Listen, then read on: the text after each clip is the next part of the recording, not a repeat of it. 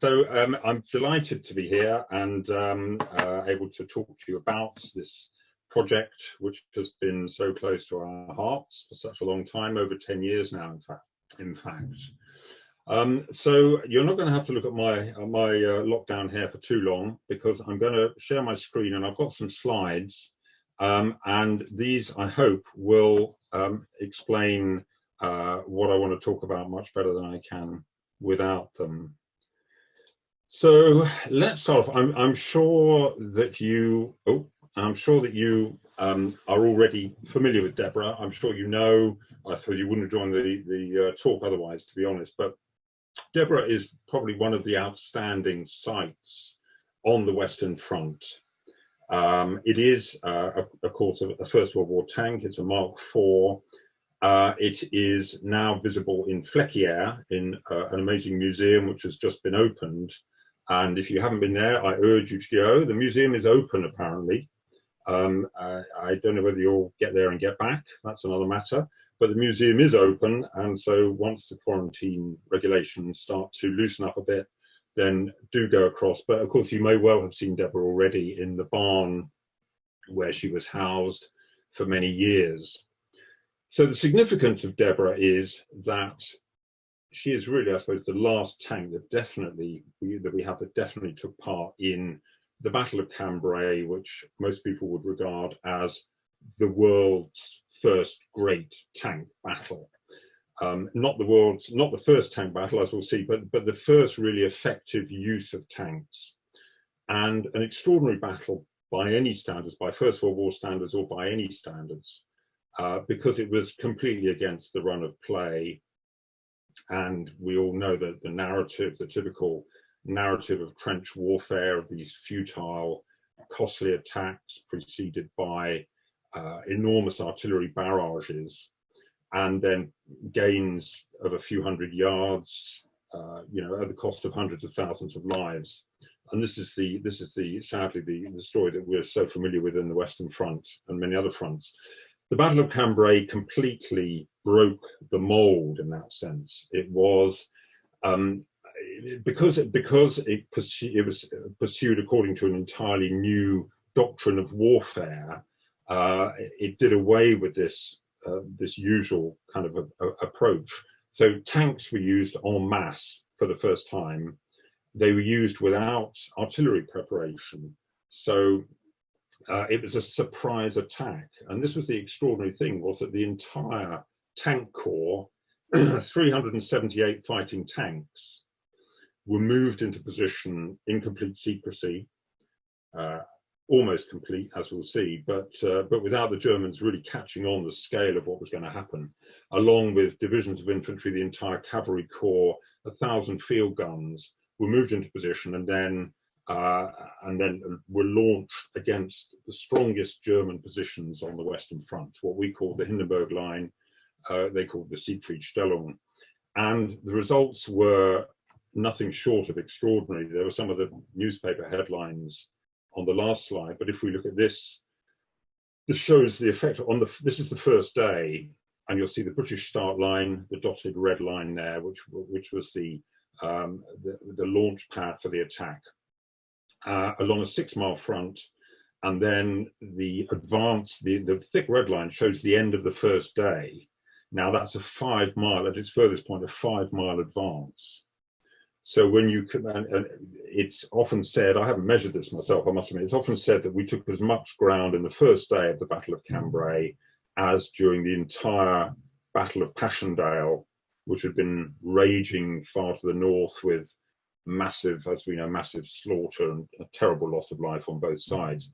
So this new doctrine of warfare proved triumphantly successful.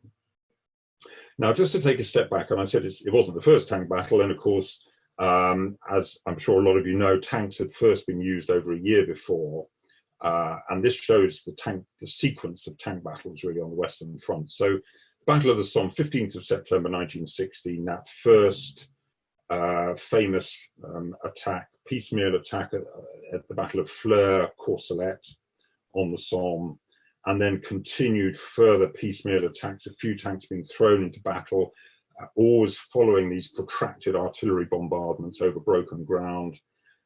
Didn't achieve a great deal, obviously a huge shock, surprise at the beginning, but then that rapidly really lost its impetus. So then there was a pause, then the battles of Arras and Bullecourt, using the Mark II tank, which it should have been an improvement. In fact, it was notoriously vulnerable to armor-piercing fire. And again, it was a familiar story. These were small-scale attacks which ended almost universally in disaster, very little military gain. The Australians famously, after one of the battles at Bullecourt, vowed they'd never work tanks again because they were let down by them so badly, and they just felt that they were more, they were a death trap, basically. Then the Mark IV came in, and there was a little bit more success at the Battle of Messines, but that was really very much a specialized battle, as I'm sure you know. And then the whole tank corps, the expanded tank corps, was thrown into the Third Battle of Ypres, and you can't really imagine a less suitable area of ground for using tanks. This was the swampy terrain of the Ypres salient, pounded by artillery, and tanks were sent in over and over again in these heroic, desperate battles with heavy loss of life, very little military gain. They had to work along the roads because that was or what was left of them, because that was the only firm ground. And the German gunners, of course, had these exactly mapped out. So by the end of the battle, I've said October because that's when the tank battles ended. Really, there was a lot of speculation the tank had not proved effective and would be done away with. Frankly, it simply wasn't achieving anything like the gains that had been hoped for in relation to the huge losses. The tank corps top brass knew exactly what was happening. They knew that they believed in their weapon, and the crews believed in the weapon, but they knew that they would have to demonstrate its efficacy on unbroken ground, on a battleground of their choosing. And that's where we come to the Battle of Cambrai. And this, as I say, was a completely different approach, using a surprise attack, using artillery at the same moment as the tanks went in, so almost like a kind of blitzkrieg approach, and phenomenally successful. Now, I have to say, on the first day, and often when we talk about the Battle of Cambrai, we're really talking about the first day, because after that, it turned into, I'm afraid, rather more of a typical First World War battle of attrition and dragged to a halt when the Germans then counterattacked and drove the attackers back. So it was really that first day was that symbolic massive victory. Now, and I put this slide together, and I suddenly remembered actually tanks were also being used in the Middle East. So I thought I should just mention that they were being used in the battles of Gaza, where they were, I have to say, no more successful. So now having had that background lecture, let's shoot forward to 1998, and a gentleman in France, a hotel owner and historian called Philippe Gorczynski, who I'm honoured to say, I believe, has actually joined us on the call today. And that's Philippe in the corner there, looking very youthful, I have to say. Sorry, Philippe. And he became very interested in the battles around Cambrai, where he lived. And he began speaking to elderly residents and carrying out research using old photographs. And eventually he heard this intriguing rumor that a tank was buried near the village of Fleckier, which was at the center of the battlefield. And it was a very significant battle, as we'll see, a very significant place in the whole story of the Battle of Cambrai. And so he finally got permission to conduct an excavation, and sure enough, he discovered this battered hulk of Mark IV tank. Didn't know the name of it, didn't know which one it was. A large number of tanks were knocked out in the battle to take Fleckier.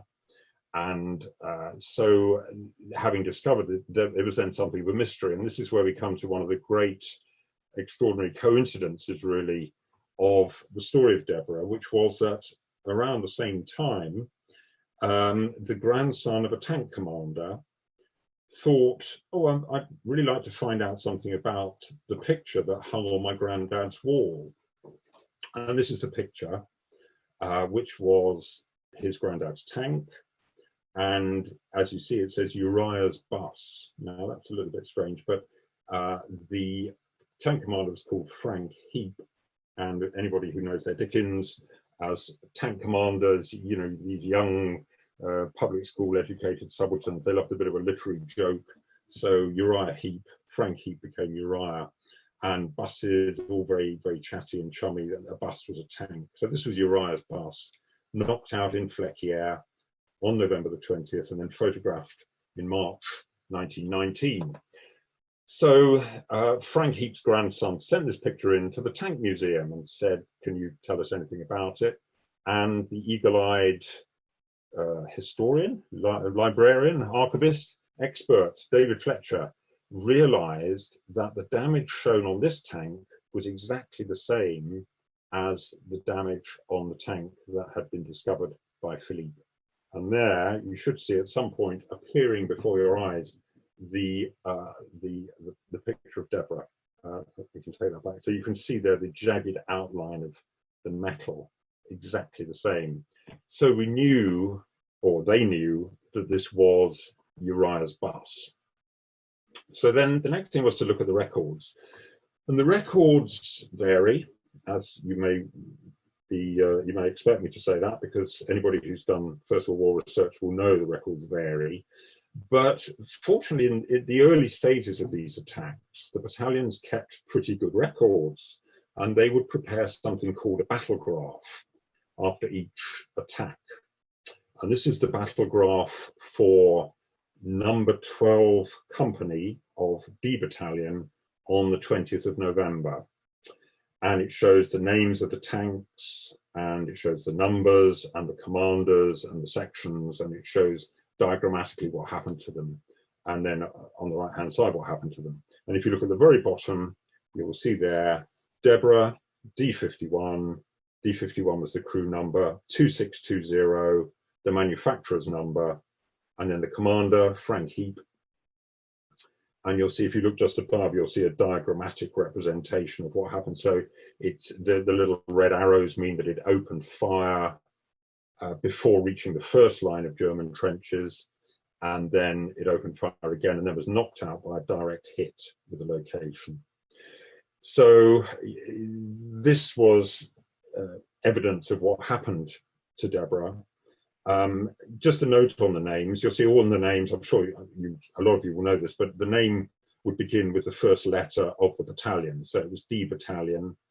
And so all the tanks began with D, and the names were a mixed bag, really. I mean, some of them were obviously designed to intimidate, things like Dragon and Demon. There were a few literary ones. So Dracula was, of course, a very popular novel. Dandy Dinmont, I think, was a character in Walter Scott. Or dog, probably. Delicia is an interesting one because occasionally they would do something a little bit more interesting. And in the case of Delicia, what happened was the tank commander named it after the popular French singing star, Alice Delicia. And apparently he said, well, you know, the idea was that he would then hopefully get an introduction. So he would engineer an introduction to her and hopefully take her for a bottle of champagne. So Delicia, and she was delighted about it. She wrote back and sent a signed photograph. So Delicia had a signed photograph of Alice Delicia. Deborah, we think, was probably a biblical name because Deborah was a warrior priestess in the Old Testament. So we had a certain amount of information. Again, this is before I got on board. This was Will Heap. This is the grandson of Frank Heap, who I mentioned, who sent this photograph in. And then he was brought over to actually see his grandfather's tank. So the one that he'd always seen the photograph of hanging on the wall, he was now able to actually see the remains of the tank and to climb inside. And an extraordinary and emotional moment for him. And he also, of course, told us a lot about Frank. And we started to build up a picture of him. And he shared some photographs. So the one on the left is Frank Heap as a boy soldier in the OTC at school in Cambridge, the Leeds School, showing off his good conduct and efficiency badge. And like many OTC members, when the war broke out, they were recruited as dispatch riders. And I think the feeling was, you know, they were reasonably responsible and intelligent, but of course they didn't really know very much about the army, so they couldn't do too much harm, and they might do some good. So there he is in the middle as a corporal in the Royal Engineers, as a signals dispatch rider on the Somme in 1916, but clearly officer material. And then he was commissioned into the Tank Corps, and there he is as a rather diffident-looking subaltern with his Tank Corps arm badge and his pip. Now, we also knew a little bit about his military exploits because he won the Military Cross when he was in Deborah during the attack on Fleckier.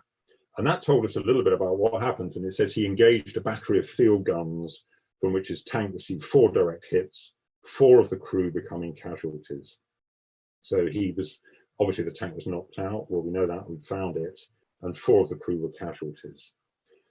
Now, just as an aside, and this was one of the interesting historical footnotes of this, there was another D51 before that, and this is from the battle graph, and the first D51 fought in the Battle of Passchendaele during one of these doomed attacks into this horrendous moonscape of craters and boggy ground. And in fact, what happened there was, this is the battle graph shows D51, it doesn't show a name because that D51 never even got into battle because it was knocked out by German artillery in the lying up place the day before, and then they transferred into another tank called Grasshopper. And Grasshopper didn't get much further. That's almost certainly one of the 3 there, which have either got bogged down or been dragged off the road. Just derelict tank hulks were strewn all over the Ypres salient. The commander was somebody called George MacDonald, and he suffered a shell splinter in the lung and was sent home to recuperate. So the first D51 was a non-starter, frankly, almost literally. And so by looking at the 2, it gave us a chance, and this is one of the aspects of the book which is very interesting, it gave us a chance to explore the fate of the tanks in the Battle of Passchendaele, and then the way in which the whole tactical approach was rethought, and then this very successful form of attack was developed for the Battle of Cambrai. So back to Deborah as discovered by Philippe, and in 2008, as a lot of you have done, I'm sure, we went on a battlefield tour. We went to the Western Front and we went to see Deborah in the barn where she was kept on display, and there's Philippe explaining about the remarkable discovery. And it was an awe-inspiring sight for all of us. You can see the shell holes where the shells had gone in, and we were of course fascinated to know about the people. Now, Philippe was in touch with the families of the 2 commanders, the MacDonalds and Heaps, but he didn't really know who the crew were. And so that, I suppose, an innocent question, you know, well, that would be an interesting project. It was an interesting project. I don't think we expected it would take 9 years, but it did, and we're still involved in that, and it has proved every bit as interesting and as, in some ways, baffling as we hoped. So the question is, how do you find out who was in a tank crew? And again, we come back to the records, and it's not easy.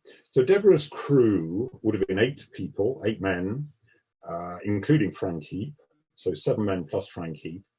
And they may be on this photograph, who knows, because this photograph shows the tanks on their way to the Battle of Cambrai. And on the left, on the low loaders, you can see the tanks of D Battalion. You can see Dragon at the front, but you can't really see any of the other names, unfortunately. And then C Battalion tanks, Curmudgeon, off to the right. And on top of them are these incredible fascines. And this was another aspect of the preparation for the battle, which I think shows how thorough it was, because the Germans had dug their trenches deliberately wide, knowing that they would prove effective anti-tank obstacles. They knew what a tank could cross. They did have huge actually trench crossing capabilities, but they had dug them so wide that a tank would get trapped in it. So the answer was the fascine, which was a 1.5 ton bundle of brushwood mounted on each tank, and then the tank would, at the appropriate moment, would come up to the trench. It would then drop it like a kind of stepping stone, and then it would drop down onto that and use it as a kind of bridge across the trench. Brilliant innovation, brilliantly successful, still used in obviously a more technical form today. They still use something called a crib, which is basically a fascine. So very, very far-sighted. But the crew, back to the crew, and they may be on there, they may not, we don't know. So we began looking for records. Now, Frank Heap would have prepared one of these, a battle history sheet. It is an account of what he did in Deborah, but this is not Deborah's battle history sheet because that has never come to light. And I rather suspect it never will, I'm afraid, because the survival of these is very, very sporadic. It depends on luck, really. This is another tank from 4th Tank Battalion, so what was D Battalion, in August 1918. And by then another battalion commander had taken over, and he was a bit of a squirrel. He hung on to huge amounts of paperwork, bless him, and his family have given those to the Imperial War Museum. So you can now go and see these very methodical accounts of each tank and what it did. Now, even that, though, doesn't necessarily name the crew. It might name somebody who was wounded or captured or something, but by and large they didn't. But then he also kept the crew lists. He had notebooks with all the crew lists, and you can see down there the same tank and the list of the crew. And this actually was one of these amazing inquiries from somebody who called in. Ian Wells contacted Great War Forum. He may be on the call, I don't know. He contacted Great War Forum and said, my grandfather was in the tanks, do you have any information? And we looked through, and there was his name in the crew list with the battle history sheet, and of course he had an extraordinary amount of information. But sadly for Deborah, for the Battle of Cambrai, we haven't found these. Now, this is something else which comes to light from time to time. This is obviously a crew photograph. It shows the officer in the middle there, and it shows his 7-man crew. So the driver, usually a sergeant, probably the sergeant sitting there is probably his driver. If it was a female tank, he would have 4 machine gunners. If it was a male tank, he would have a 6-pounder gunner and a loader, or 2 of those, one for each side. And then there were 2 gearsmen, and the gearsmen sat in the back of the tank, and their job was simply to change gear. They could see nothing. They were really thrown around in these appalling conditions, but then all the crew were. And I think one of the things that comes across from photographs like this is that this was really a family. These people were sealed off. When they went into battle, they had no way of communicating with the outside, with anybody else. They had very limited visibility. They were subject to terrible discomfort from the fumes, from the heat, from the jolting of the tank. And that's before the Germans even started firing at them. And as soon as a tank appeared, of course, it became a magnet for every kind of fire, small arms fire, and then artillery fire, which could be lethal. So a photograph such as this, shows, I think, conveys something of the atmosphere, really, of the spirit of the crew. Incidentally, it says D50, and of course, Deborah is D51. So perhaps the next photograph might have been even more helpful, but we've never found that. But these men actually are not named on the photograph in any case, so we don't even have their names. But sometimes you do find crew photographs. This is an officer called Chick, another D Battalion officer, with 7 of his 8 crew, pretty battle-hardened lot. The guy to his right, as you see, is showing off his 4 wound stripes. And the back of the photograph actually has their names, so we know who these people were. So that is a remarkable discovery. He's also got the mascot. He's holding there that little blurry thing is the mascot, who he doesn't name, But it was the dog, which they took another photograph where he's holding the dog still. So I put that in as well, so you can see the dog. So look, if you find something like that, then you are very, very lucky. We didn't find anything like that for Deborah. What we did find, sadly, were in the nearby cemetery, Fleckier Hill British Cemetery, we found 5 gravestones next to each other, 5, all men from D Battalion, all killed on the 20th of November. And of course, we knew from Frank Heap's military cross citation that 4 of the crew were killed. So it seemed very likely that 4 of the 5 would have been Deborah's crew. The question was which, and the answer came, we thought, in the records of the Commonwealth War Graves Commission, and these showed that 4 men had originally been buried in the same map square. These were all, the bodies were all concentrated in Fleckier, Royal British Cemetery, and then one of them, Walter Robertson, had been buried in another map square. And so just to show you what that means, this is an aerial, obviously aerial photograph of Fleckier, and superimposed on the trench map. You can see the direction of advance from the bottom. You can see the German trench line. This is actually the second line of trenches, because the first line had been stormed in the first wave of the attack. You can see the locations of knocked out tanks, both of D Battalion and E Battalion, including Deborah. So that's the location where Deborah was knocked out.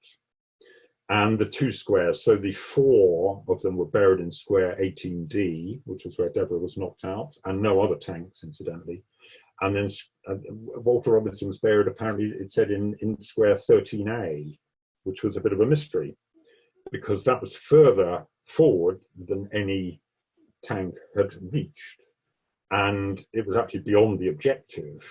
So we spent a long time wondering, how that could have happened. But anyway, we had a pretty clear idea of who the 4 were. And I've just superimposed there, it should appear, just so you can see the location of the cemetery from Google Maps. So that will, if you know Fleckier, then that will orientate you. So we had another piece of evidence, which was a photograph of Deborah taken in 1918 by a British artillery officer. And he noted on the back, tank in Fleckier, direct hit, crew buried on the other side of the road. So 4 crew casualties, those 4 were the ones that we were looking for. So we began the search. And the initial approach that we used, which was quite interesting, was to use local newspapers and to appeal through local newspapers. So contacting the newspapers in the towns where the men had lived. And it works very well if there is obviously a strong geographical location. So, it doesn't really work if they live in a big city, but if they're from a town or a village, then it can work very well, because there's a local paper and people probably still live there. There's an unusual story, so the media are interested in it. Of course, it helps if they've got unusual surnames as well. I have to say that as an approach, it's probably less effective now, because the local media, when we did this, was a stronger entity than it is now, and I wouldn't be confident that we could do that. And I wouldn't be confident that social media would be able to deliver the goods either. Anyway, we contacted the local papers in Belfast, which is where one of the crew members lived. This was William Galway. And sure enough, there was a reply from his family, and this is a photograph of William Galway, one of those crewmen, being held actually by his nephew, Stuart, in the middle, and Stuart's wife on the left, and his sister Letitia on the right. And they lived in Hollywood, not that Hollywood, this is the Hollywood near Belfast, which is where William had lived as well. And so they still had very proud memories of him, and were obviously fascinated to know about this discovery. And we also found a newspaper account, and local newspapers, of course, are a tremendous resource.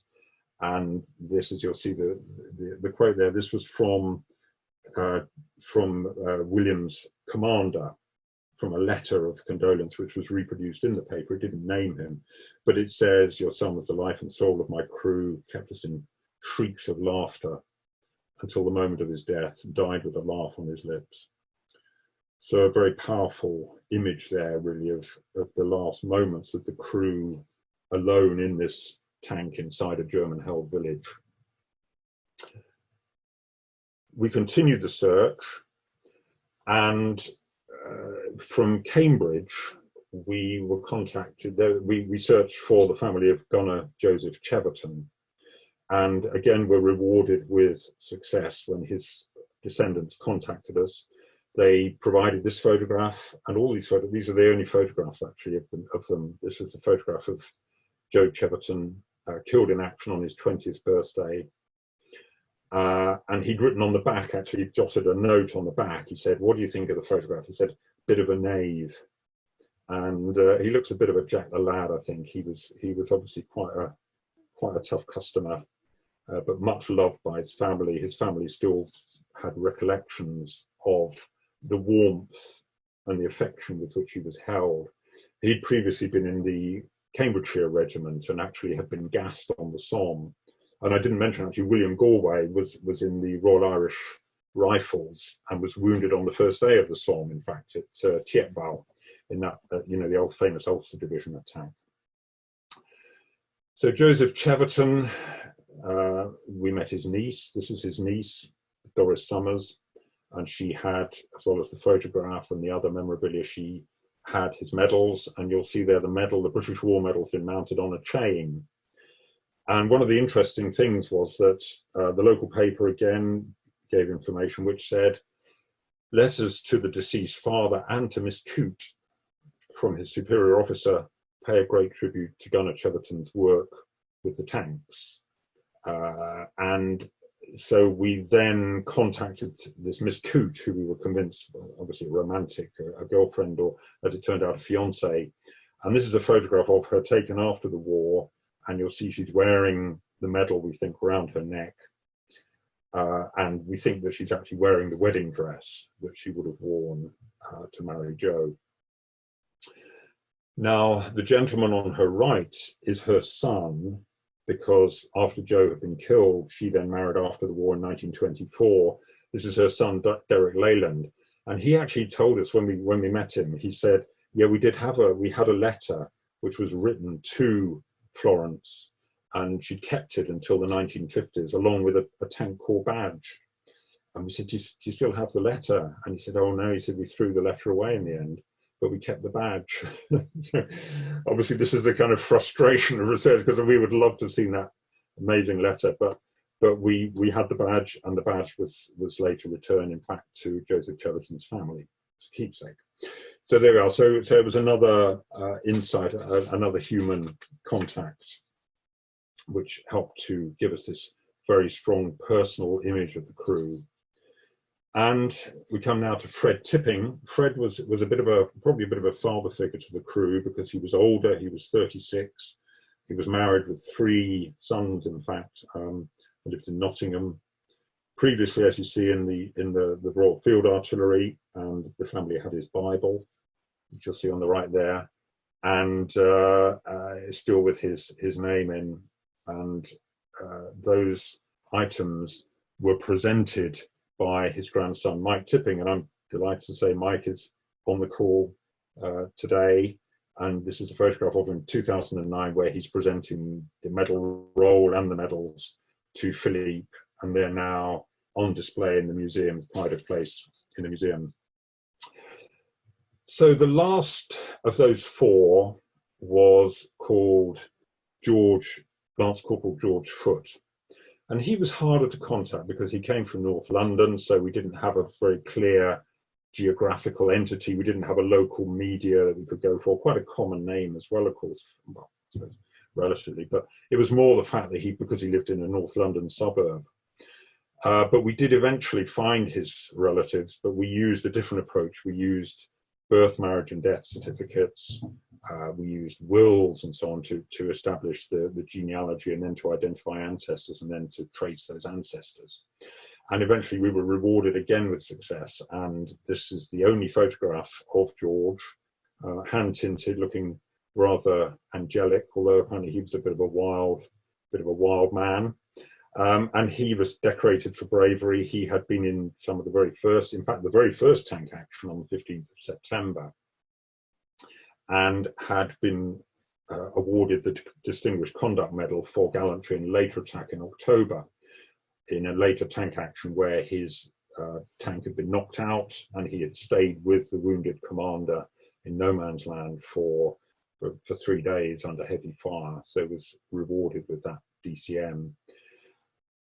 And his family, as well as these records, as well as the photographs, they also had something which was very, very precious, which was a letter of condolence. And the letter of condolence is really the only way in which you're going to find a definitive link with a tank crew, because the letter of condolence was written by the commander. And so, of course, we were desperate to see this. And when we were finally shown that letter, then it said, "Dear Mr. Foote, with the deepest sympathy that I write to tell you of the death in action of your son, George." And it goes on to give a very full, a very emotional account of that battle, and it's signed by Frank Heap. So we now knew that the 4, as we had strongly suspected, the 4 were definitely members of Deborah's crew. So we had established that link incontrovertibly. The letter contained another mystery, because the mystery of the 5th man, because it said, "I'm having a bitter evening," this is Frank Heap, "as 4 more of my crew have also gone, all finer fellows than I shall ever be." So in other words, so in addition to George Foote, 4 more of my crew, and he's so emphatic about this that it made us think that a 5th member of the crew must have been killed. So we went back then to Robinson, and we thought, well, he was buried alongside him. I mean, was it possible? I mean, it was hard to see that he might, any other tank that he might have come from, really. 13A, look, that's in the opposite direction from the line of attack. So was he wounded? Did he stagger out? Did the Germans capture him? Did they carry him away? Wounded? Did he die? We explored this in endless, really, speculation. But the answer came through tracking down his family. And this was a very long job, because Robinson is, in fact, an extraordinarily, I don't think any of us realize it's an extraordinarily common name. There are lots and lots of Robinsons.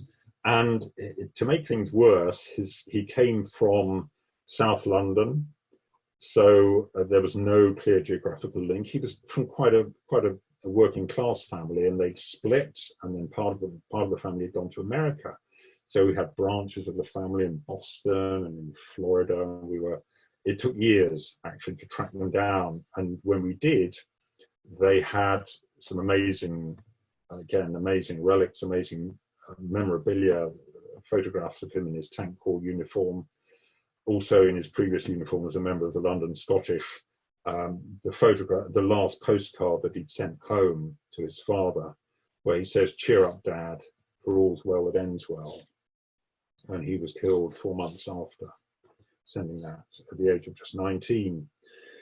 So a very emotional story. And we said to them, "Do you have any letters? Do you have any diaries?" And they said, "I'm sure there's a letter somewhere from his commander." And we said, "Could you please look for the letter?" And eventually we got a call back from them, and they said that they had found the letter. And when they sent it to us, it turned out to be signed by a different tank commander called James Vose. And his tank was also knocked out on November the 20th, but it said that he'd been buried by his tank. This is, by the way, is James Vose, sorry, on the left, I should say, and that's his son, Basil, who lives in Australia with his medals, and recognized his father's handwriting. So it was an amazing discovery for him. So how did this come about? You will be asking. How was it possible that Walter Robinson, who was supposed to have been buried in 13A, was actually buried beside Demon in 24A? And the answer is, of course, that the records are not always correct. And this is something that we have to come to terms with. And it's something, you know, the story of John Kipling is one of the best known stories about these records. So the burial return was prepared on Christmas Eve 1919, and one suspects that whoever did it wasn't particularly interested in the details of, you know, the things written down. Perhaps he couldn't read what was written, whatever. But anyway, he put it down wrong, and so that caused us a lot of confusion. But of course, it also answered the question about Walter Robinson. He was definitely from another tank crew. And so it left open the mystery of who was this fifth man. 4 more of my crew have also been killed. And that mystery remains. We still don't know. So this is the casualty list for D Battalion on the 20th of November, showing the people who were killed. And as you see, there's a lot of names on there. The names of the Deborah crew are on there. Some of them we know Allbone and Monks, for instance. We know which tank they were in. Murphy, we know, was previously in number 11 company, so it wouldn't have been him. Arscott, we know from the location of burial, was almost certainly attached to G Battalion. But there were some other names of people who died of wounds or so on, or who were missing. So there are basically 9 people, 9 men who it could be, and we don't know the answer. We've tried to contact families, we've tried to research them, but so far have not come up with any luck. And then, of course, there's also the question of who were the survivors. So there were 8 men in the crew. We know the names of the commander and the 4 men who were killed. We believe a 5th man was also killed. That means 2 crewmen would have survived. And again, you know, without those documents, without a photograph, without a crew list, it's an impossible task, frankly. This is one possible name which came up of Lance Corporal Burt Marston. He was in number 12 company.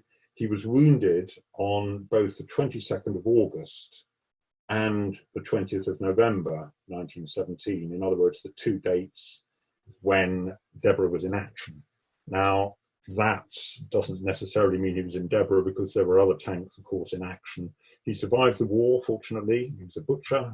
He survived the war in the north of England. His family, of course, were very, very excited to hear about the link and really did everything they could to help us. But sadly, they had no evidence of which tank he'd been in. The only clue, well, I don't think it's a clue. The only thing that was intriguing was that when his granddaughter was born, and she was actually christened Deborah. So we wonder, was that his prompting, or was it just a coincidence? And we don't know. However, we've made a lot of progress, and in 2009, we were able to organize the first reunion. I was going to say reunion, but it's not really it was the first gathering of descendants who were all linked, because they were all descended from Deborah's crew or from other people associated very closely with Deborah.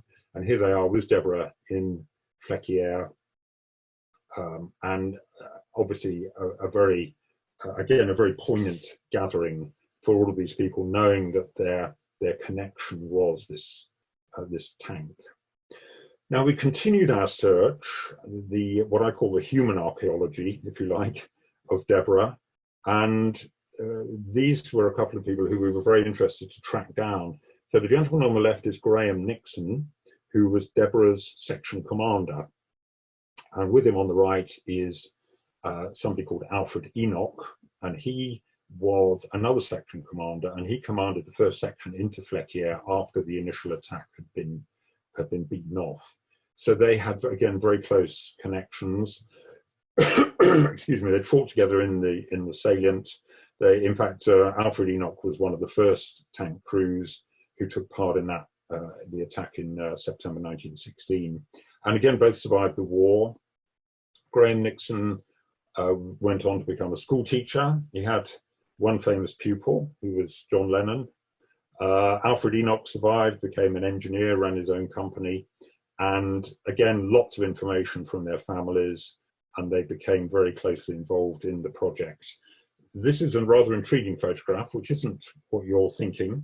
This is Alfred Enoch, actually, and he hasn't gone over to the other side.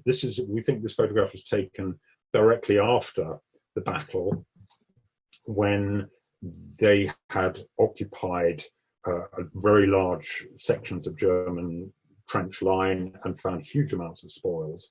So here he is trying on a German helmet and a great coat, and he's got a bottle of wine and a cigar and what looks like a sausage. It could be a sausage or a cucumber, we're not sure on that. But anyway, fascinating photograph.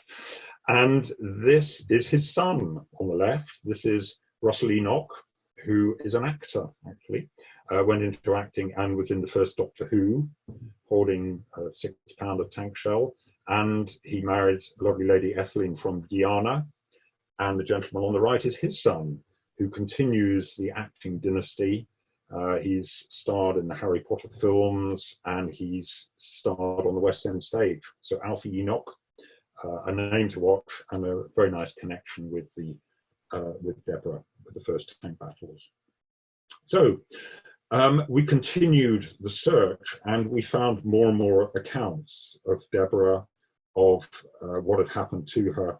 And we found one account which was shocking and very graphic, but I'll share this with you. This is written by the gentleman on the right, who was an officer in the machine gun corps, called Douglas Wimbley. And he wrote, a half-burnt tank straddled half across the road, and outside the door were 2 dead members of the crew, blackened and half burned. One had an appalling wound in the body as he tried to get out of the door, and his entrails were out of his body in the road. For days afterwards, it was interesting to see how every horse that passed shied violently at the place, smelling the blood and burned flesh.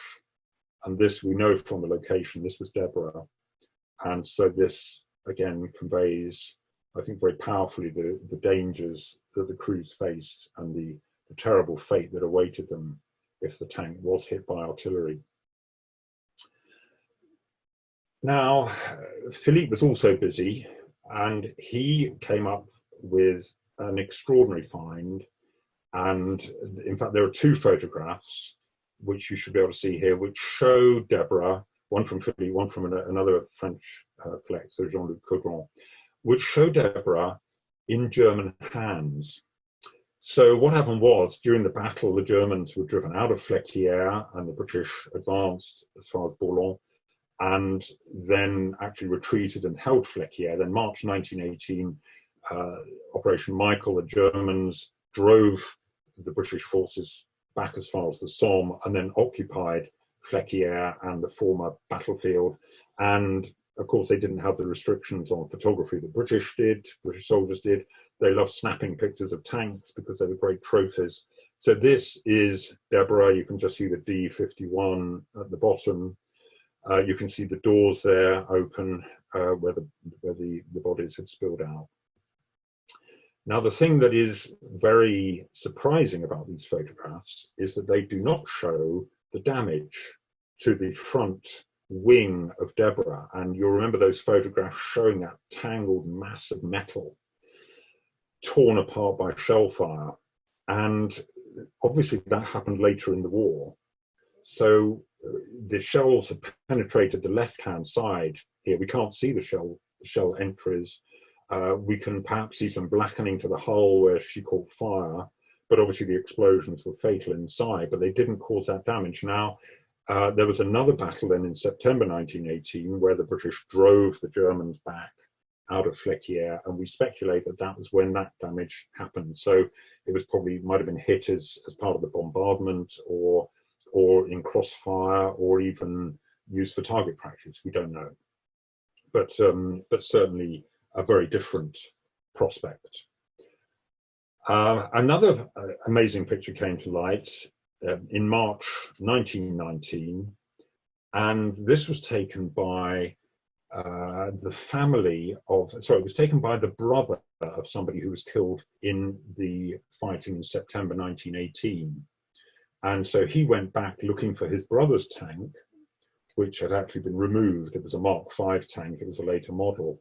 And so they saw the remains of the earlier tanks from the November attack, and this shows the main street of Fleckier, And in the background, you can see now the badly shell-battered remains of Deborah, showing the location where she was knocked out. And the scene today is obviously changed remarkably. Now, we also have evidence of Deborahs being buried. And the amazing thing is that the decision to bury the remains, usually what they would do with a tank hulk is blow it apart with gun cotton and then sell the bits for scrap and cart it away. But in this case, for whatever reason, they didn't do that. And we think maybe it's because it was in the village, and if they'd blown it up, it would have caused even more damage. But the village was already in a pretty awful state, as you've seen. But anyway, for whatever reason, they had a large hole available, almost certainly dug by the Germans as part of their defences on the Hindenburg line, and then not used by them. So Deborah would have been hauled by the tank salvage companies in 1919, hauled through the village by other tanks, and then dragged into the hole. And they took a photograph before they did so. So we have this remarkable photograph, which is from an album compiled by somebody called Lieutenant Colonel Theodore Wenger, who was in the tank salvage units, and he had some incredible photographs, including the one below. We don't know which tank that is, but it's taken a bit of a battering. And we also contacted actually his descendants, and on the right is his godson, Ted Wenger, who became one of our extended family of Deborah enthusiasts.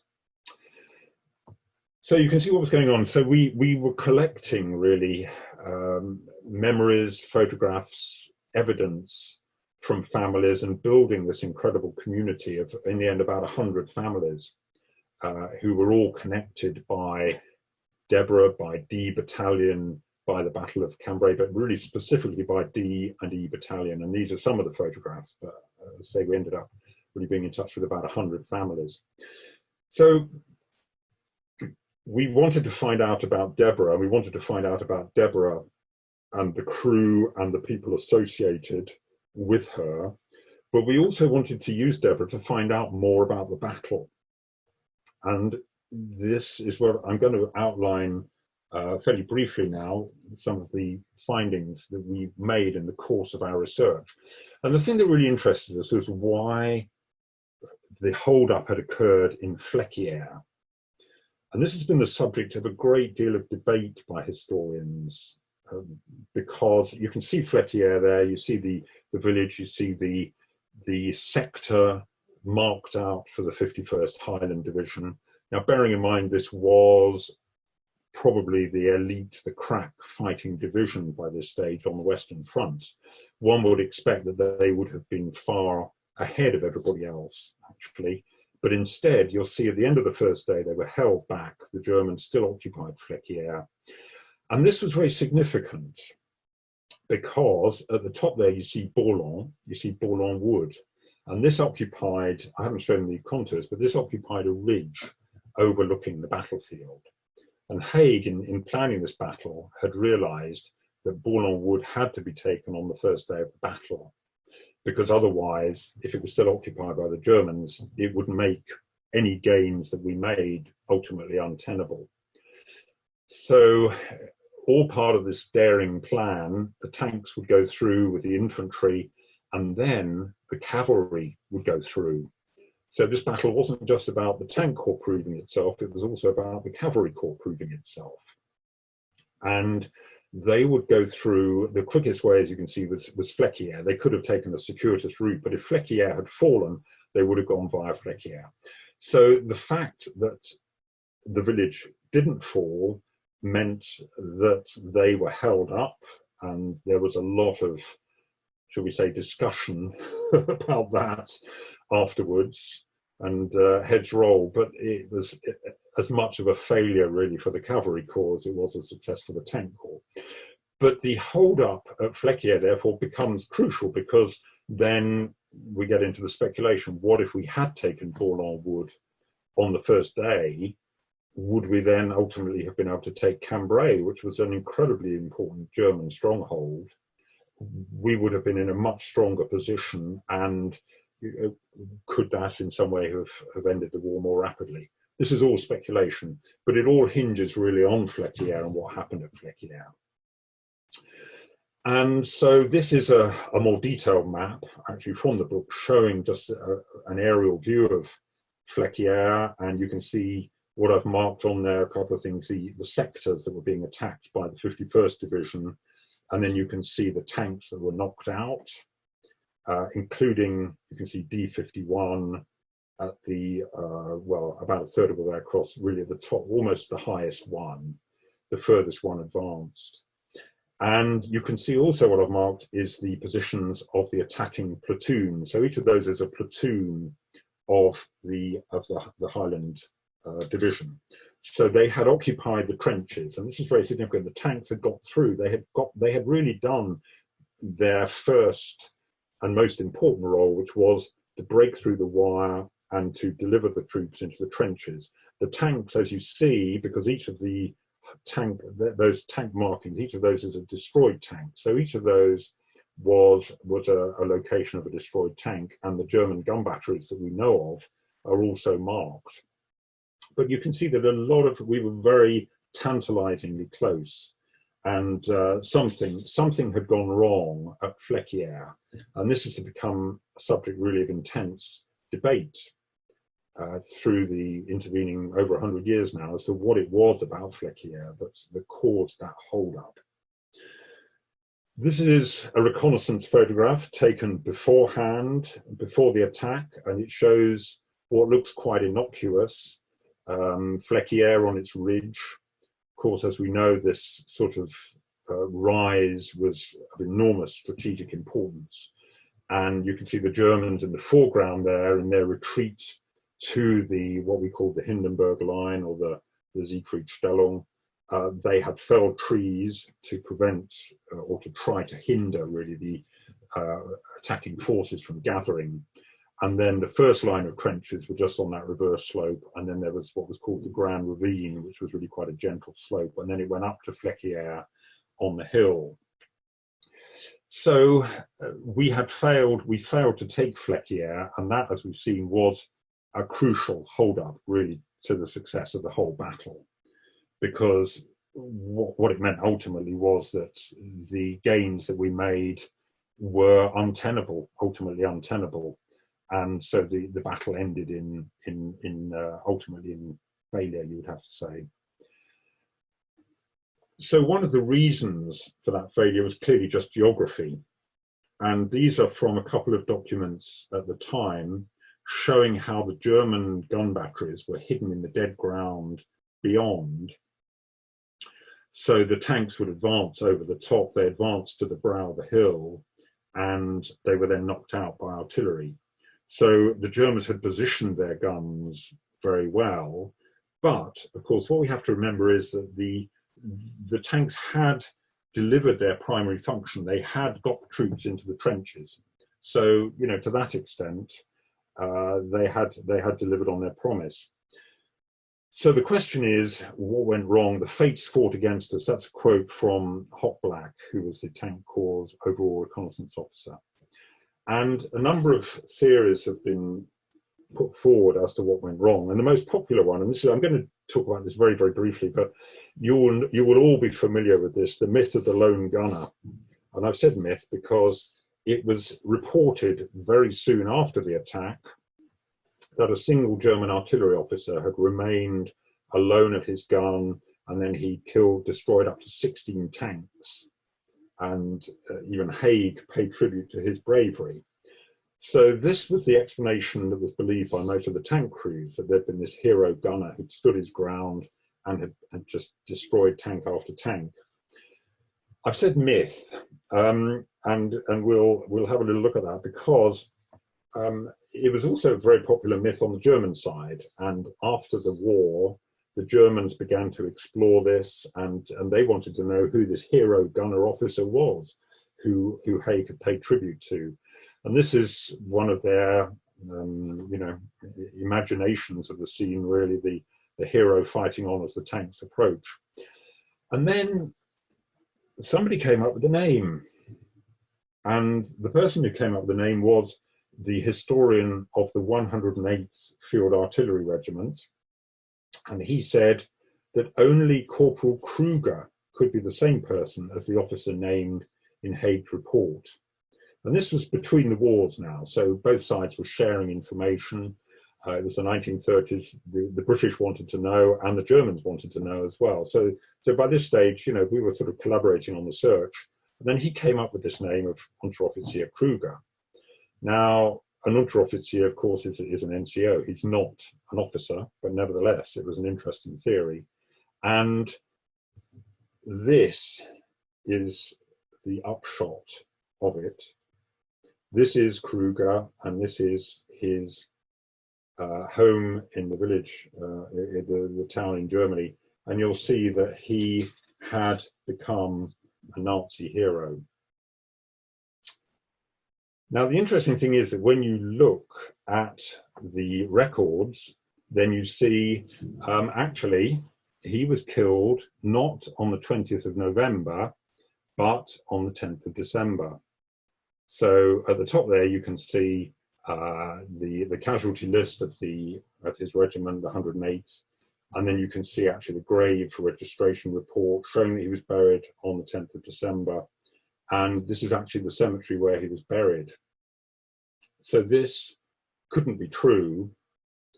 And interestingly, the Germans had actually pointed this out. This is a letter written in 1932 by the Germans, by the old Comrades Association of the 108th Field Artillery Regiment, saying that Unteroffizier Kruger could not be responsible for the exploit because, and this was shown by the casualty list, because he actually died in captivity. He was taken prison and died in captivity on December the 10th.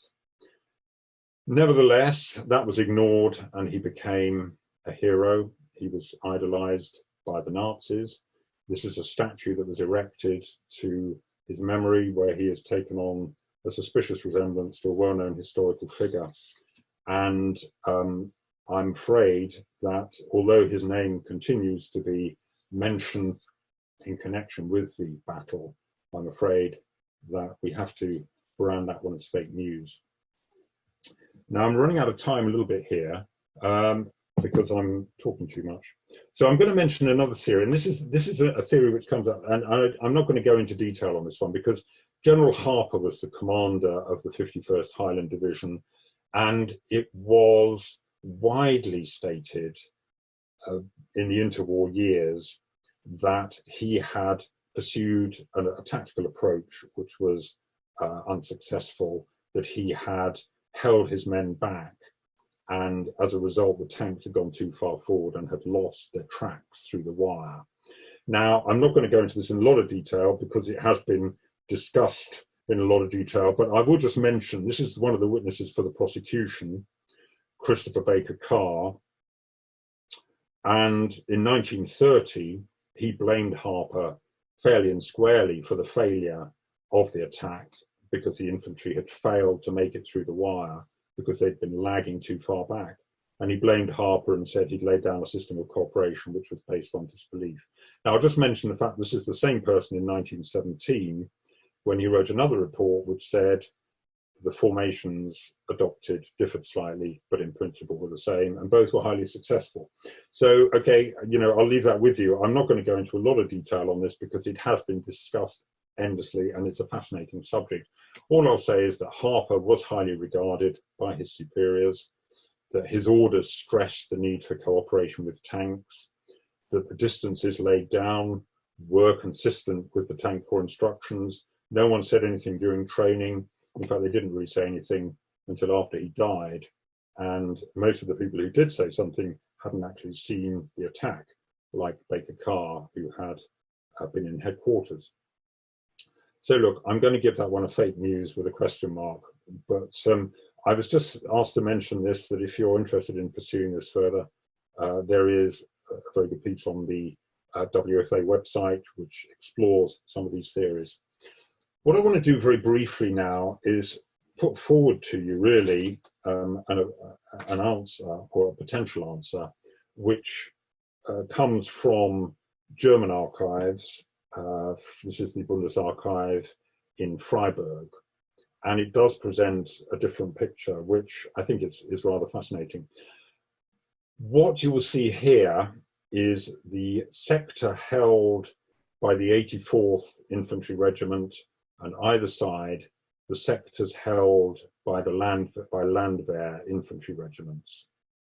Now, this was, as I've said, a phenomenally strong position, and so they felt quite comfortable in bringing the Landwehr in. The Landwehr were a kind of, I don't know what you call them, really, sort of territorial, Dad's army, really.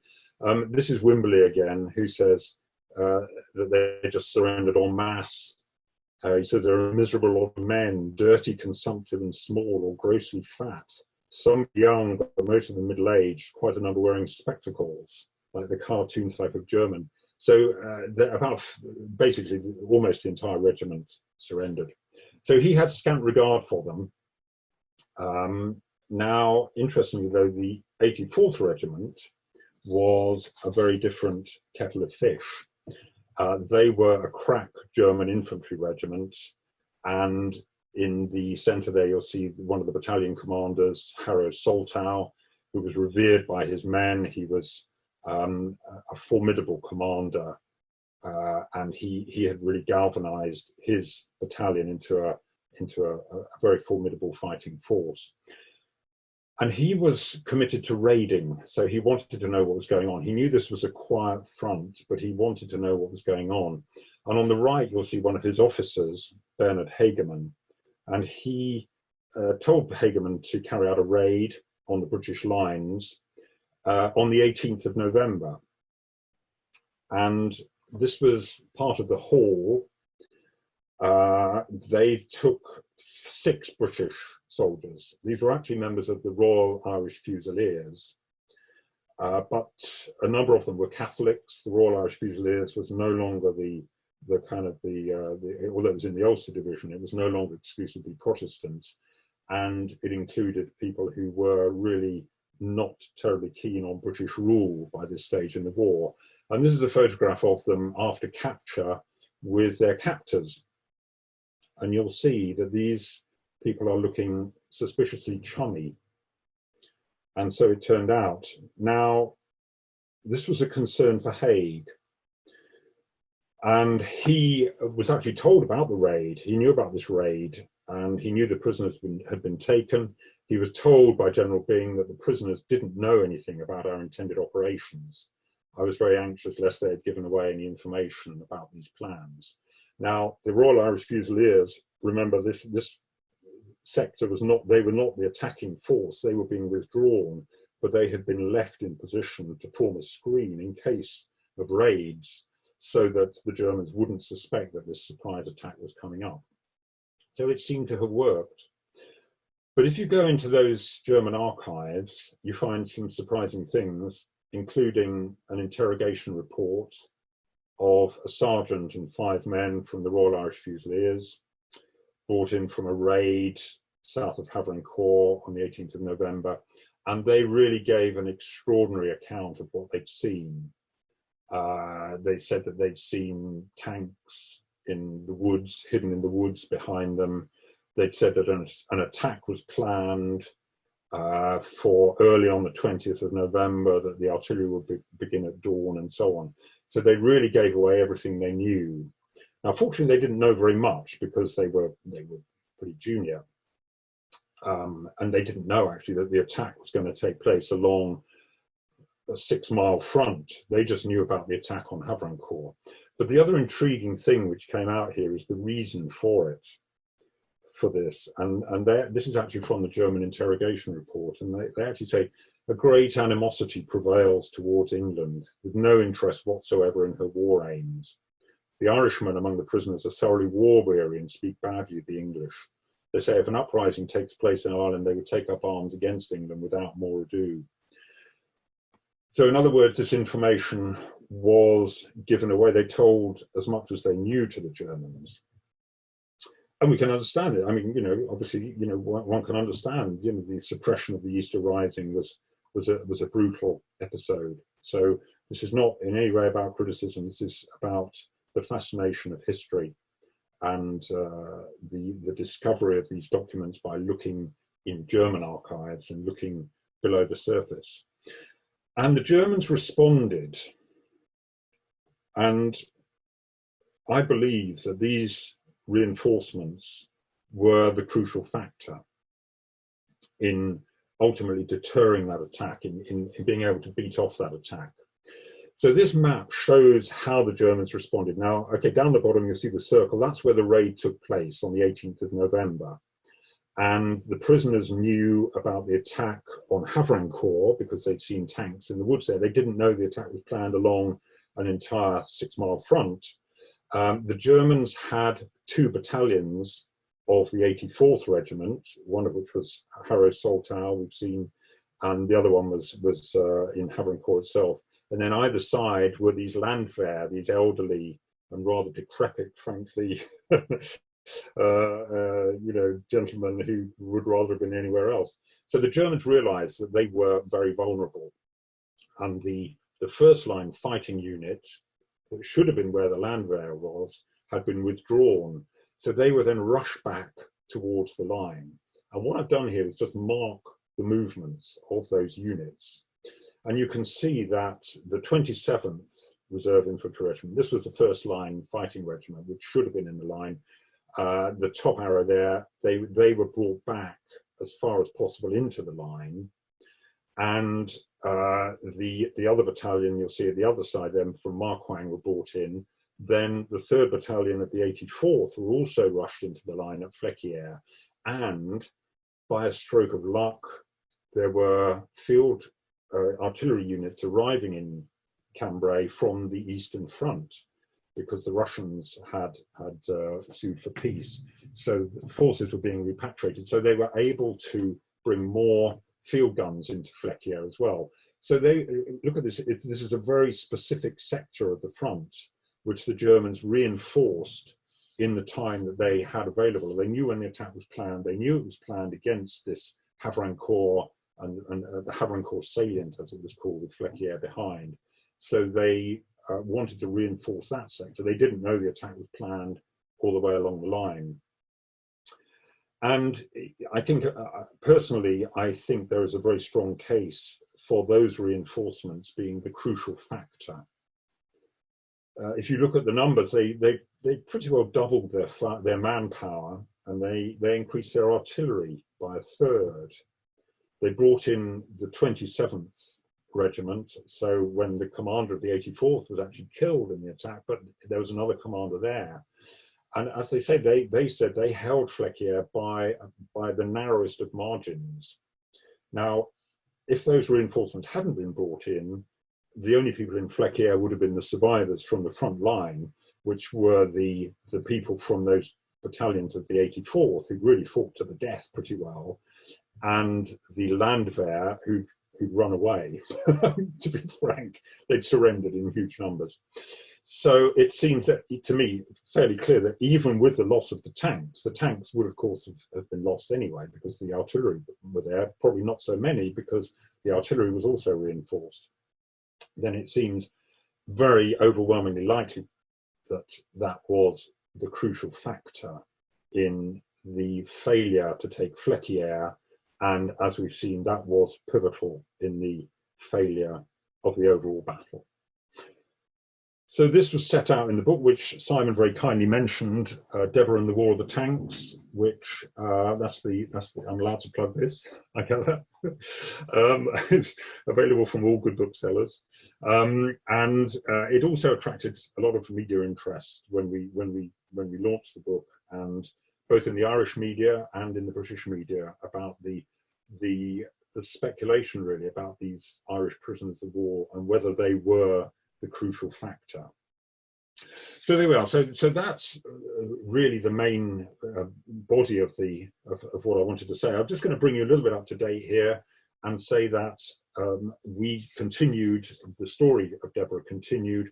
This was actually the book launch in September 2016, and this is a gathering of descendants from the families of D Battalion, 1 or 2 from E Battalion, but most of those people are all families of people who were involved in this key attack. And so you'll see that we've created really a remarkable family, and I say we, I've said I'm not taking all the credit for this at all, because also there in the front row you'll see Vince McGarry in the light shirt and dark tie. You'll see Philippe Gorczynski, and you'll see Rob Kirk in the light coloured suit, and Alan Hawkins. Alan Hawkins isn't there, I don't think, but it was a team effort, and we'll come to a photograph of them. Now, the story of Deborah continued, and she had been housed in a barn by Philippe following the discovery, and a new museum was built in time for the centenary of the battle, and Deborah was finally moved then through the village into this new museum.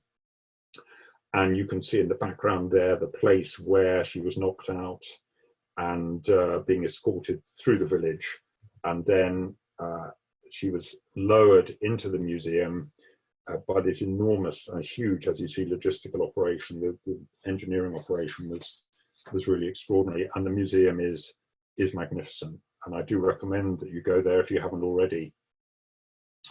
There were some other extraordinary events to mark the centenary of the battle, and this is a recreation of Deborah's last journey by a working replica of a Mark IV tank.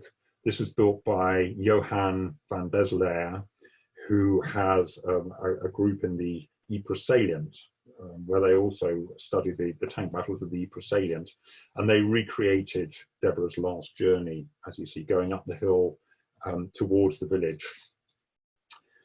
And just to show you now the geography, I hope you'll all want to go there. If you haven't been there already, I hope you'll all flock to Fleckier as soon as the lockdown's lifted. So that picture was taken at the bottom. You'll see the arrow looking up the hill. So they're moving up that sunken road, which is roughly the line which Deborah took. You'll see there's a monument there, which, if you've been to the battlefield, you will have seen that. It overlooks the battlefield. It was on the German second line, and it now has a series of flagpoles, the Monument to the Nations. Then if you go up the road, you'll see the barn, which was Deborah's home throughout most of her life following her discovery, so until 2017. And then on the left-hand side, you'll see where Deborah was buried, and then where she was discovered by Philippe Gorczynski and excavated. And then the spot where she was destroyed, up on the right there, and then just beyond is the museum, the new museum. You can just see the entrance is actually underground, and then next to it is the cemetery where the crew are buried. So that gives you an idea of the layout of the village, and I do urge you to visit. And so, almost in conclusion, this is inside the museum. This is Philippe and myself and my wife Kim, and a wonderful quote from Philippe, actually, that he's described Deborah, I think, very aptly as a weapon of friendship, as something that was originally a terrible weapon of war and has now brought people together, historians, families related to the project, and has really given this remarkable insight into the history of one of the key battles. So, conclusions, well, it's given us a deeper understanding of the personalities and experiences of the tank crew, of those human experiences. By comparing the fate of the two D51s, we were able to understand this pivotal point, this turning point in the history of tank warfare. And we've also been able to look into the warning by the prisoners and to see whether that was really the turning point in the battle, and it could have been the factor which limited the British gains. And the last concluding slide is that this is about a team effort, and although I've been presenting the research as if I did it, I didn't.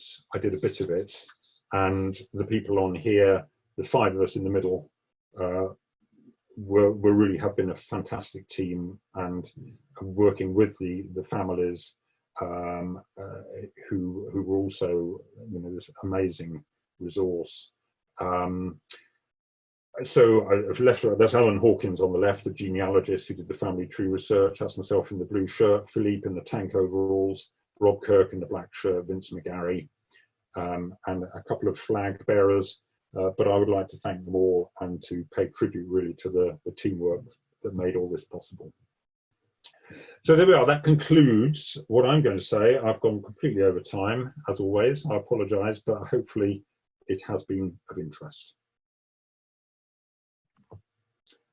So with that, Simon, I'm going to hand back to you. And do we have time for questions, or has everybody dropped off by now? No, we do have time for questions. Okay. First of all, let me say thank you to John. If you've enjoyed it, could you put your show of hands on the button at the bottom of the screen by way of applause? Oh, gosh. I can see hands going up, so if you could pop them back down again. Thank you very much. John, you might be interested to know that David tells me that this has been the largest gathering of Western Front Association members in the history of the Western Front Association.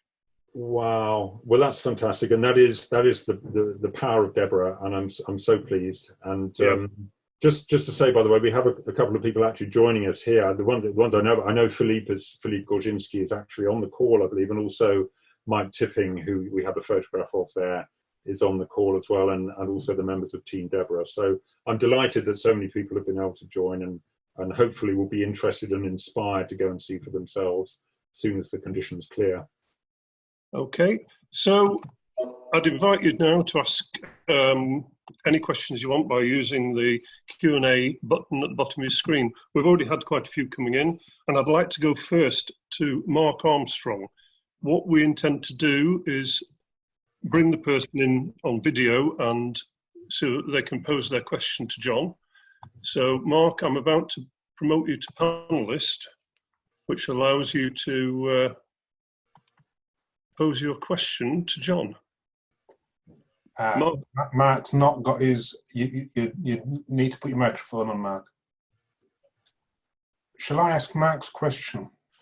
If you could, please, Yeah, Mark Armstrong kindly asked, if a tank was disabled, a mobility kill, did crew members ever climb into another tank for protection and perhaps to replace someone in that tank who had been killed or injured? I'm casting my mind back here for examples. I mean, certainly crews were, I mean, yes is the answer. I mean, look, if you're involved in a tank attack, yeah, there was a case actually I can think of where a tank came back having suffered injuries to crew, and it wasn't just injuries because the inside of a tank, I mean, the conditions inside these were terrible. I mean, the amount of the carbon monoxide could literally overpower a tank crew, and so there were definitely cases where they, a new crew would pile in. So yes, that definitely happened, and that could have happened with Deborah. Of course, we just don't know. It's very possible that somebody could have been overcome with fumes or whatever, could have or injured, because bullets could penetrate the armor as well. That was the other thing to say. Although it looks pretty formidable, but they could penetrate cracks, and especially where the sponsons joined, the sponsons which held the guns at the side, and also a bullet hitting the tank would cause what they called splash, which was red hot splinters of metal flying off inside. So it was very easy to be disabled inside a tank as a crewman, and there generally they would just unload the injured man, get hold of another one if they could, and carry on. Okay, thank you very much. We're coming to you now, Pat Adamson. You've got a question you'd like to pose. Hello. I just wondered whether, when you were researching the crew members, you'd ever contacted the Guild of One Name Studies if they had an unusual name? Well, we didn't, but that would have been an approach if we hadn't been able. I mean, the point was we didn't have names, so we had the 4 names of the 4 who were killed, and in that case, it's actually not too difficult to track down descendants. I mean, we've done it now for about 100 families, something like 100 families. So it's not too difficult. I mean, the Guild of One Name Studies would be a potential avenue if we really got stuck. But of course, they tend to be more unusual names, and the ones that are hard to find are the Robinsons or Taylors or whatever. They're the ones that are hard to find. But of course, with the other crew members, we don't have names. So so that approach wouldn't be helpful. But certainly, we would consider everything. Yeah, we'd use any approach we could. Yeah. Okay. Is Warren Smith still on the call? I was about to bring you in for a question. Thank you. Was there a way of communicating between tanks during a battle? That's a very good question, and actually, it makes me think about during the attack on Fleckier, one of the D battalion tanks who was attacking up the hill towards the village, so alongside Deborah, and the tank commander looked out and he saw the fascine, this huge. Sorry, I don't know if I said the name of it, but this huge bundle of firewood was called a fascine, and he noticed that the fascine was on fire. It had been set on fire by enemy fire, and he said the only way he could draw attention to it was by actually firing machine guns. So he put a burst of machine gun fire across his own fellow tank just to warn them, and then they realised that the fascine was on fire, and they unloaded it and carried on. So communication between tanks was very difficult. I mean, I haven't mentioned carrier pigeons, but every tank carried a number of carrier pigeons which would fly back to a loft, and so that you could get a message back to base, as it were, back to Corps headquarters. And this was actually surprisingly effective. I mean, the pigeons did. Of course, it was one-way traffic, so you know, it was very hard. I mean, there was really the only way actually of communicating with another tank, really, frankly, was to run across to it, send a crewman to run across, and obviously we couldn't do that under very heavy fire. It would be insane. It would be suicidal. But people did it. You know, they would run across, and you know, hope for the best. So very important tank to tank communication. Very, very makeshift. They did carry signalling discs. The idea of those being that they could, when they'd arrived on an objective, they would put these discs up, which would show very limited signals to the infantry. You know, objective taken, come on, etc. And those actually, Philippe discovered those inside Deborah. He actually found the signalling discs inside Deborah. So very rudimentary communications, but broadly speaking, once you were in there, you were a self-contained unit. It was almost like being a ship in a stormy sea, I guess. Thank you very much. I'd now like to call on Bill Twist, if you're there. Okay, we've probably got a little bit of problem there. Bill, can you hear? Can you? Okay, not to. I can ask Bill's question for him. Bill's question was: the photo in 1918 of Deborah shows damage to the STBD nose, but no obvious shell holes nearby. Was she finally critically damaged by shell fire or damaged by demolition, do you think? That's a good question. Philippe is on the call. He of course knows every detail of Deborah, and I don't know if we can bring him in to answer that. Actually, be very interesting. Yeah. I'm just unmuting Philippe. Oh, could we do that? Philippe, I'm just unmuting you. Yes. Hello, Philippe. Bonjour. Bonjour. Thank you very much. So congratulations to John for the brilliant demonstration on the tank. So to answer the question, I have the feeling, because we have no one evidence, that the damage which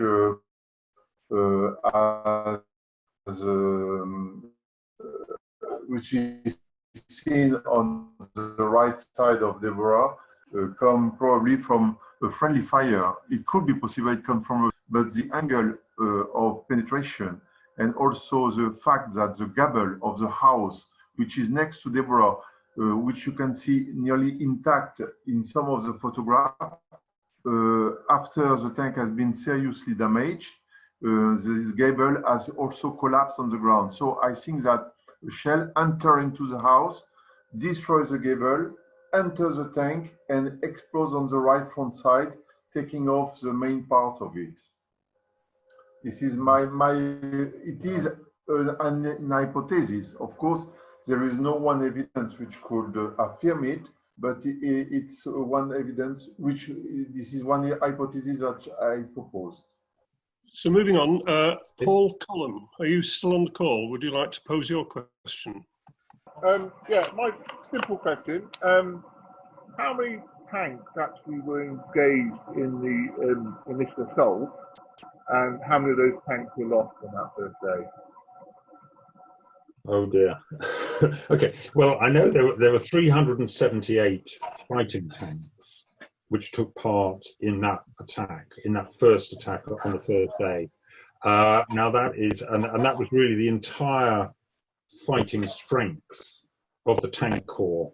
So, I mean, one of the fascinating aspects of this battle was that it was really a one roll of the dice because there were no reserves. There were no tank reserves. I mean, they had old tanks that were used for supply and so on, but in terms of the actual strength was 378 tanks. Now, how many of those were lost on the first day? There, I'm not sure. And Philippe may be able to answer that question because he has studied the entire battle, and I've really studied the D battalion bit in a lot of detail. Can you tell us, Philippe? I'm looking at Philippe now to see if he knows. 140 something like that were put out of action from mechanical trouble. So it means that a good part of these 140 tanks could have been put in fighting condition for the following days. But this is something which is also a bit misty. At the end, we know that the Germans were able to recover a good number of the abandoned British tanks, which became the Beute Panzer, as they say, and something like 50 of them were used by the German side. But in total, those who were still on the battlefield and which were not collected by the German could be maybe more than 50 tanks, I believe. Okay. John? Can we go to Adrian Smith now, please? Yeah, good evening. Thank you very much for a very interesting talk. Very enlightening. Just from sort of mercenary point of view, did the tank crews and commanders and so on get any sort of extra pay for the fact that they were in a tank as opposed to infantry or any of the other ranks? That's interesting, actually. I think they were on a higher rate of pay, but I couldn't swear to that. Actually, that's something I'm not sure about. I'm pretty sure they were. I don't know if Philippe knows the answer to that one, but I'm not sure of the answer. I would have to look into that. Okay, we'll go next to Richard Owen. John, thank you very much for a most interesting lecture. Thoroughly enjoyed it. And on behalf of the Western Front, could I just say to Philippe, un grand merci pour tout le travail que tu as fait, mon vieux. Oh, Grand merci. Absolutely. Could I say a question regarding whether the picture you showed of D50, it seemed that the crew were not very tall. So was there a height restriction placed on crews? Because there were 7 of them in there.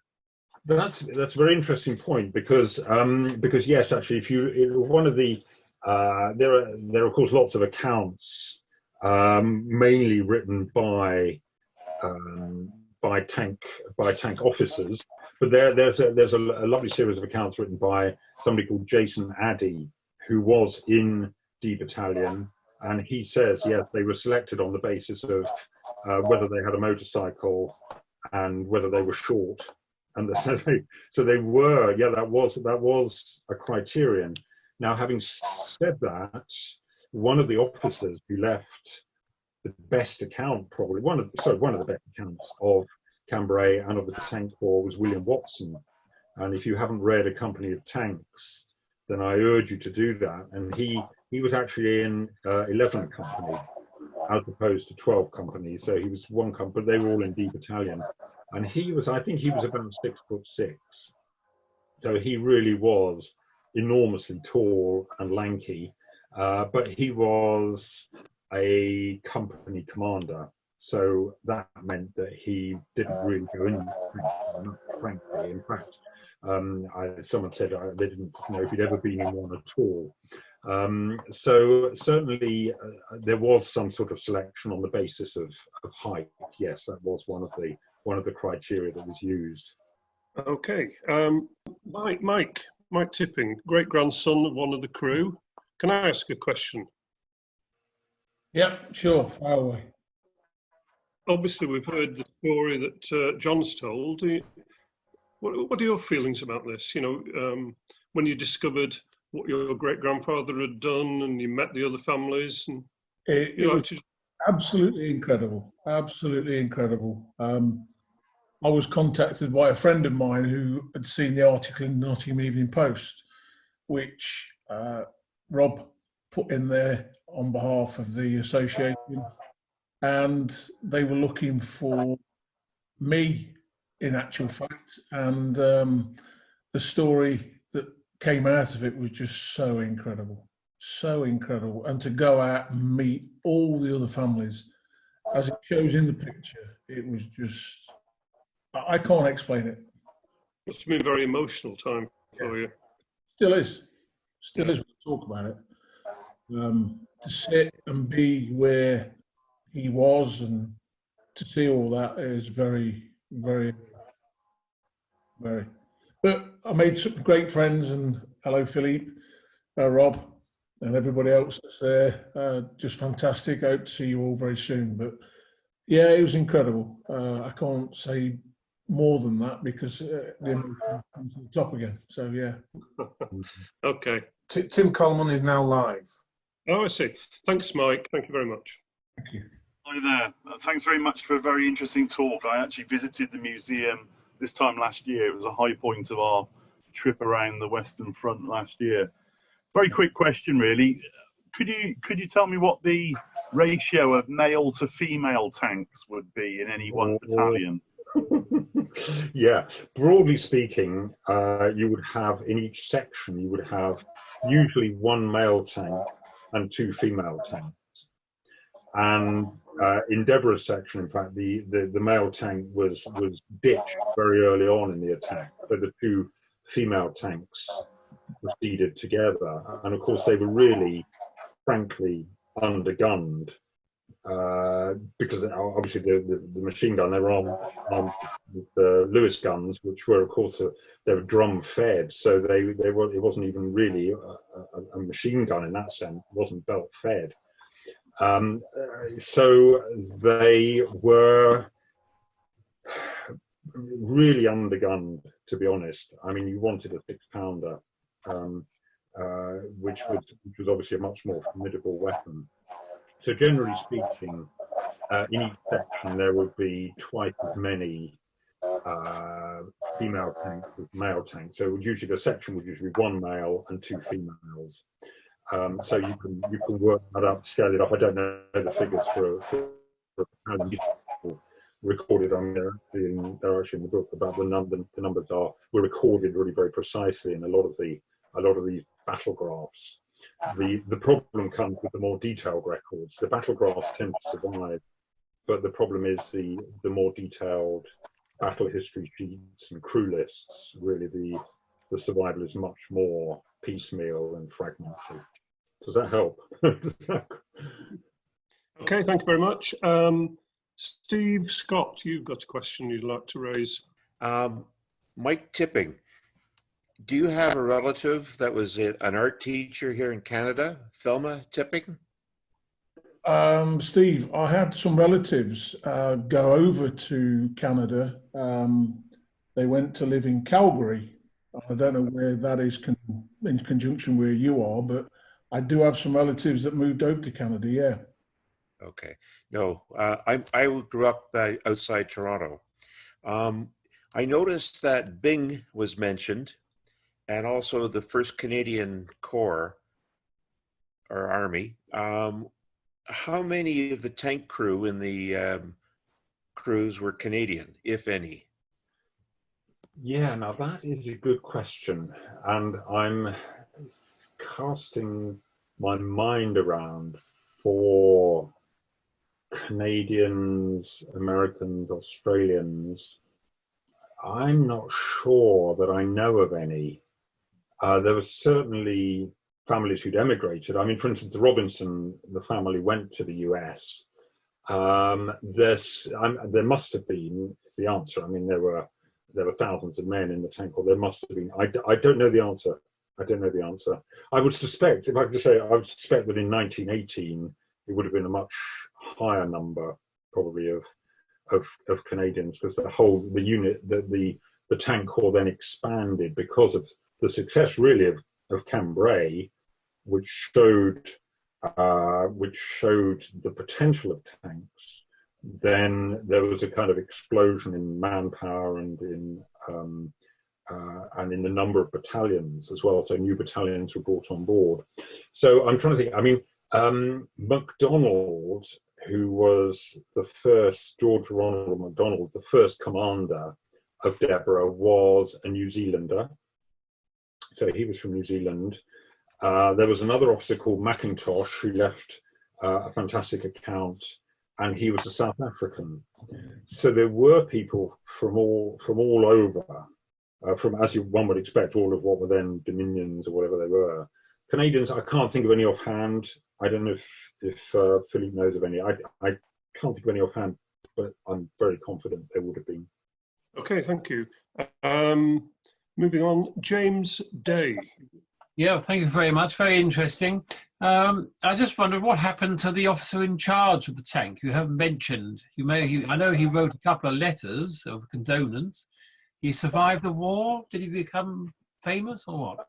He survived the war. He did become famous in his local context. Yes, he continued in the war. I think he was promoted, I think finally to captain. Did he become a company commander? He certainly became a section commander. So he continued in the tank corps to the end. He had having won the Military Cross, obviously he had proved himself, and so he became one of the stalwarts of Number 12 Company, and we have photographs of him later on with the rest of them. We know he commanded a wireless tank in one of the later attacks. After the war, he went back to Blackpool, where his family actually were hoteliers. So they ran very successful, very large hotel business, and he became a very prosperous businessman and also a keen mountaineer. He became a keen climber. So he was a fascinating character. Sadly, he didn't leave a memoir or an account, which is a real shame. I mean, he was a Cambridge educated historian. You'd think he might have done that, but sadly not. So does that answer the question? Yep, thank you very much. Okay. Thank you. We just have a couple more at the moment. Richard Clifford. Unfortunately, I don't know if Richard's microphone's working. Okay, so Richard's question was this. Once the tank corps had been formed, how did a soldier get opportunity to join, say from infantry or other branch? That's a very interesting question, and of course there are lots of accounts of how they gathered people, and the officers, interestingly, were all volunteers.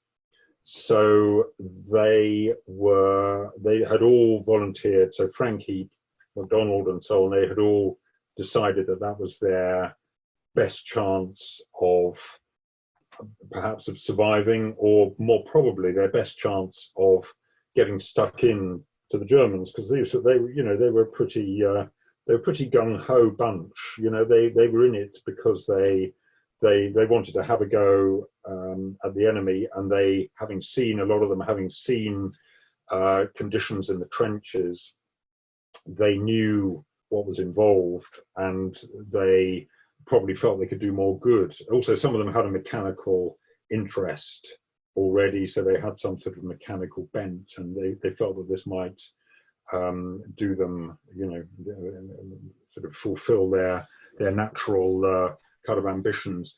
The men, it was more of a mixed bunch. So some were volunteers, some were encouraged to take part, shall we say. So I think in terms of the men, and we don't really know actually, because none of the personnel records have survived for any of Deborah's crewmen, sadly. So we don't know whether they volunteered for service in the tanks, But you, again, it was a bit of a matter of, if you had a mechanical interest, a mechanical bent, then it was the sort of thing you might volunteer for. If you wanted to have a go at the enemy and felt that this was the better chance than sitting in a trench and being shelled, if you felt that you were happier hidden behind armor walls, then you might volunteer for all sorts of reasons. But of course the conditions in tanks were pretty hellish. I mean, I know they were for soldiers as well, but it wasn't a soft option, let's put it that way. It was for a certain type of person who who felt that this would appeal to them if they, as I say, if they had a kind of a mechanical bent or whatever. But also a lot of them were conscripted. They weren't conscripted. They were sent into the tank corps. So actually, Jason Addy says that he was on parade. Jason Addy was this soldier who left quite a detailed account of his battle in the tanks. And he said they were on parade and they were asked, is anybody here a motorcyclist?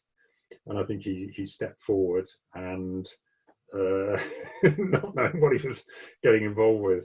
And then I think they picked out the shortest ones out of the motorcyclists and sent them off. And that was that. And you sank or swam, and he swam. So it was partly a matter of choice and partly a matter of that it seemed to be the best bet. And in some cases, it was that people wanted to have a go at the enemy and didn't want to have shells dropping on them and felt that they got a better chance of inflicting some damage. Thank you. James Hayday, we're coming to you. And this at the moment is the final question. Yeah, hi. All it was really, I was really intrigued with the about those 5 gentlemen that got captured by the Germans, and I just wondered, did they ever get reinterrogated by us after the war, or did anybody actually explore? Because they obviously knew then that the game was up. Were they ever actually interrogated by our own side after the war? That's an interesting question, and there were 6 of them actually. Yeah, there were 6 of them. There was one of them who was an NCO, and he was actually he was an officer. He was in training to become an officer. So he was. I think it's probably pretty unlikely that he was involved in any giving anything away. I think we can be pretty sure that he would have kept stum.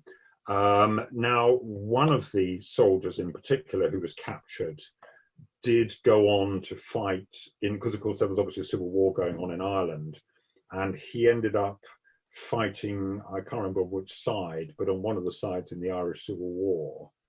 And so he was obviously of, Republican sympathies, whichever way that went.